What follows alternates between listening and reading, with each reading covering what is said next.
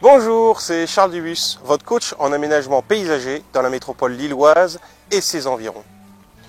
Aujourd'hui, nous allons profiter du soleil pour parler du cornus. Et regardez cette pépite. Un arbrisseau que j'adore. Le Cornus causa. Le Cornus causa nous vient de Chine. C'est une plante qui pousse environ jusque 7 mètres, donc adaptée à de nombreux jardins.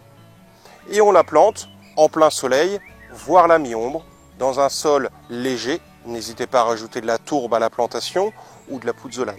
Si vous faites ça, il va pousser. Et regardez après comment il vous remercie.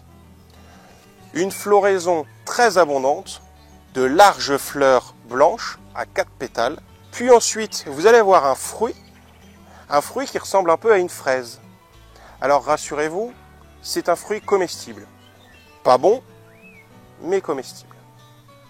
Et en fin de saison, fin septembre, début octobre, il vous offre son feuillage d'automne. C'est vraiment magnifique. Alors, le Cornus causa a un port relativement retombant. Mais la famille des Cornus, si vous tapez Cornus sur Internet, est très large. Vous avez déjà sans doute vu en ville le Cornus sibérica. Alors lui, pendant la saison d'été, de printemps, il n'est pas très intéressant.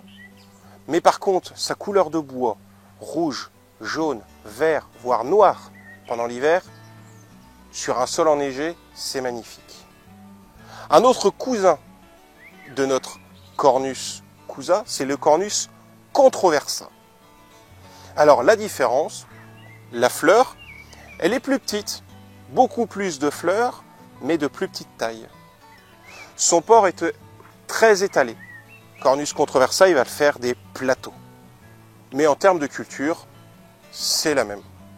Sol frais, exposition mi-ombre ou ensoleillé, sol léger. Voilà, vous en savez un peu plus sur les cornus et vous avez surtout découvert l'une de mes plantes préférées. Si vous avez des questions, n'hésitez pas à me les poser sur les réseaux sociaux ou m'envoyer un mail. Et je vous dis à très bientôt. Au revoir.